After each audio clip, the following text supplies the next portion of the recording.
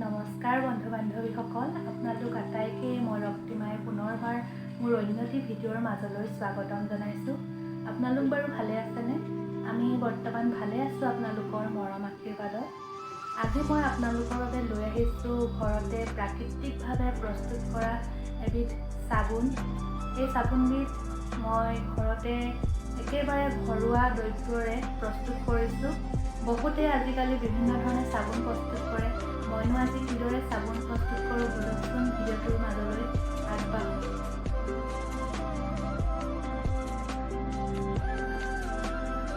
ঘৰতে প্ৰাকৃতিক পদ্ধতিৰে মই চাবোন আজি বনাব লৈছোঁ। সেই চাবোন বনাবৰ বাবে এয়া 4টা নেমু টেঙা, সেইকেইটা খুব সুন্দৰভাৱে ধুব লাগিব। এতিয়া টেঙাকেইটা এয়া আমাৰ আৰাধ্যাই মোক সহায় কৰি দিছে টেঙাকেইটা ধুই দিয়াত। চাই দিয়া বেটি, এফালে টেঙা ধুইছা? টেঙা তাই ধুই দিছে। আৰু লগতে মই দিম এল'ভেৰা। এইবিলাক এল'ভেৰা মই ঘৰতে টাবত ৰুই লৈছোঁ। এই ডাঙৰ ডাঙৰ হৈছে, পাত দেখিছে। এল'ভেৰাৰ জেলটো উলিয়াই লৈ মিক্সাৰত গ্ৰাইণ্ড কৰিব লাগিব নেমু টেঙাৰ সৈতে। চাই যাওকচোন পদ্ধতিটো মই কিদৰে কৰি যাওঁ। এয়া দেখিছে, মই টেঙাৰ বাকলিবিলাক খুব পাতলকৈ গুচাই লৈছোঁ। পাতলকৈ গুচাই এই বাকলিৰ অংশটোহে চাবোন বনাবৰ বাবে প্ৰয়োজন হয়। এয়া আমাৰ বেটিয়ে দেখাইছে টেঙাটো খুব পাতলকৈ গুচাইছোঁ আচলতে বাকলিখিনি। আৰু এই বাকলিখিনিৰ লগত মই এতিয়া এই কাটি থোৱা এল'ভেৰাৰ জেলটো মিক্স কৰি গ্ৰাইণ্ড কৰিম। এল'ভেৰাৰ জেল উলিয়াব প্ৰত্যেকে জানেই, মই আকৌ এবাৰ দেখা দিছোঁ। এইদৰে ছাইডবিলাক কাটি ল'ব লাগে।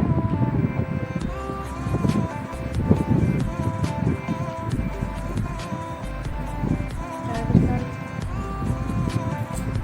লাহেকৈ এইদৰে বাকলিখন গুচাই এই জেলখিনি ব্যৱহাৰ হ'ব।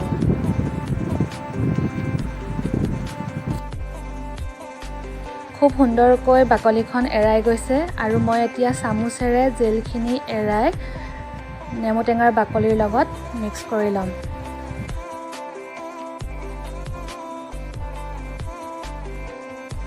এতিয়া মই এই গ্ৰাইণ্ডাৰ জাৰটোত নেমু টেঙাৰ বাকলি আৰু এল'ভেৰাৰ ৰসখিনি মিক্স কৰি লৈছোঁ আৰু গ্ৰাইণ্ড কৰি ল'ম। এয়া মোৰ মিক্সাৰ গ্ৰাইণ্ডাৰত গ্ৰাইণ্ড কৰি লোৱা হৈ গৈছে। এয়া চব খুব ধুনীয়াকৈ গ্ৰাইণ্ড হৈছে। ইয়াত মই পানীও ইউজ কৰা নাই, যিহেতু মই এল'ভেৰাৰ জেল দিছিলোঁ, সেইবাবে খুব ধুনীয়াভাৱে গ্ৰাইণ্ড হৈ উঠিছে। এতিয়া মই এই চাকনিৰ সৈতে এই ৰসখিনি এইদৰে চেকি ল'ম। এয়া মই এখন চাকনিৰ সহায়ত নেমু টেঙাৰ বাকলি আৰু এল'ভেৰাৰ যিটো পেষ্ট তৈয়াৰ কৰিছিলোঁ তাক সুন্দৰকৈ চাকি লৈছোঁ। এইদৰে চাকি ল'লে আচলতে চাবোনডোখৰ খুব সুন্দৰ মিহি হৈ প্ৰস্তুত হয়। ফ্লিপকাৰ্টৰ পৰা চ'প বেছটো কিনি আনিছোঁ। এনেকুৱা ধৰণৰ পেকেটত আহিছে। মই আনবক্সিং কৰাই নাই, এতিয়া কৰি মই চ'প বেছটো উলিয়াই আছোঁ। আমাৰ মৌমনে চ'প বেছটো আনবক্সিং কৰি আছে।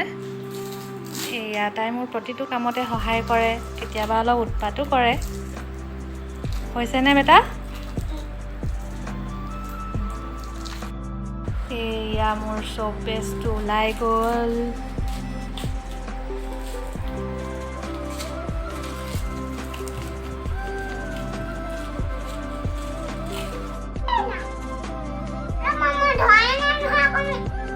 এইদৰে চ'প বেছটো মই কাটি আছোঁ, যথেষ্ট টানো হৈছে।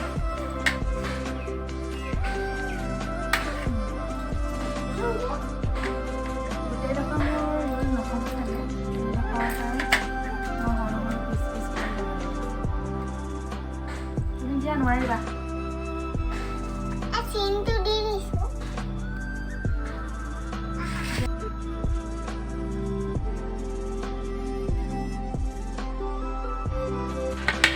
এয়া মোৰ চ'প বেছডোখৰ সুন্দৰভাৱে সৰু সৰুকৈ কাটি লোৱা হৈ গৈছে। এতিয়া ইয়াক মই ডাবল বইলিং প্ৰচেছত বনাবলৈ চব বস্তু যোগাৰ কৰি লৈছোঁ। এয়া বেটিও মুঠতে আজি চব কামতে হেল্প কৰি আছে, হাতত কাটি নল'লে হয় আৰু। এতিয়া মই এটা চচপেনত পানী গৰম হ'বৰ বাবে গেছত পাতি দিছোঁ, যিহেতু মই ডাবল বইলিং প্ৰচেছত চাবোন তৈয়াৰ কৰিম। পানী উতল আহিছে, এই চচপেনটোৰ পানীখিনিৰ ওপৰত এইটো চচপেন বহাই এতিয়া মই ইয়াত কাটি থোৱা চব বেছ কেইডোখৰ দি দিম। দিয়া ইয়াক এতিয়া লৰাই থাকিব লাগিব।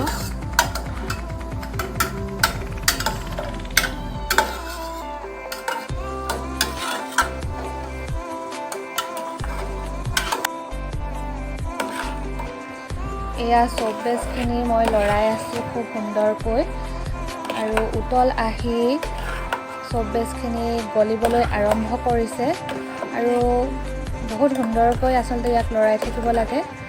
আৰু এতিয়া মই ৰেডি কৰি থোৱা পেষ্টখিনি, নেমু টেঙা আৰু এল'ভেৰাৰ যিটো পেষ্ট তৈয়াৰ কৰি থৈছিলোঁ, এইখিনি ইয়াত মিক্স কৰি দিছোঁ, আৰু ইয়াকো আমি খুব লাহে লাহে মিক্স কৰি সম্পূৰ্ণৰূপে চব বেছৰ লগত মিলি যোৱাকৈ লৰাই থাকিব লাগিব। আৰু এখন চব মলত ইয়াক ঢালি অলপ সময়ৰ বাবে ৰাখি থ'ব লাগিব। এয়া মই দুখন চপ মল্ডত যিটো মিশ্ৰণ মই তৈয়াৰ কৰি থৈছিলোঁ তাক ঢালি দিছোঁ, আৰু কিছু সময়ৰ বাবে ইয়াক ঠাণ্ডা হ'বৰ বাবে ৰাখি থ'ব লাগিব। নৰ্মেল ৰুম টেম্পাৰেচাৰত আপোনালোকে 1 ঘণ্টা ৰাখিলেও হ'ব, ফ্ৰিজত থ'লে ইয়াক আধা ঘণ্টাৰ ভিতৰতে হৈ যায়। এয়া 1 ঘণ্টাৰ পিছত মোৰ চাবোন তৈয়াৰ হৈ গৈছে। প্ৰথমবাৰ প্ৰচেষ্টাতেই আচলতে ইমান সুন্দৰভাৱে চাবোন মোৰ প্ৰস্তুত হৈছে, সেয়ে মনটো খুবেই বেছি ভাল লাগিছে। চাওকচোন ইমান সুন্দৰভাৱে তৈয়াৰ হৈছে মোৰ চাবোন। আৰু মই আচলতে কিছুদিনৰ পৰা ঘৰতে তৈয়াৰ কৰা চাবোনেই ব্যৱহাৰ কৰি আছোঁ, সুফল পাইছোঁ, বহুখিনি সুফল পাইছোঁ। সেইবাবে মই আপোনালোককো এইদৰে ঘৰতে প্ৰস্তুত কৰি ল'বৰ বাবে মই এই পদ্ধতিটো দেখাইছোঁ। আজিকালি ইউটিউবতো বহুতো উপলব্ধ, মইনো কিদৰে প্ৰস্তুত কৰোঁ সেয়ে আপোনালোকক দেখালোঁ। আৰু এয়াও মই ইউটিউবৰ পৰা চায়েই শিকা। আপোনালোকেও ঘৰতে এইদৰে চাবোন প্ৰস্তুত কৰি নিজৰ বাবে তৈয়াৰ কৰি ল'ব পাৰিব। আমাৰ চাবোন মোৰ ইউজ কৰি চাইছে, এয়া খুব ধুনীয়াকৈ ফেনাইছে। দেখাই দিয়া হাতখন। ৱাহ,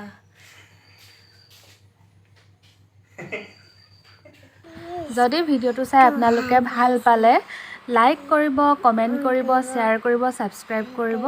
আজিলৈ আহিছোঁ, ধন্যবাদ।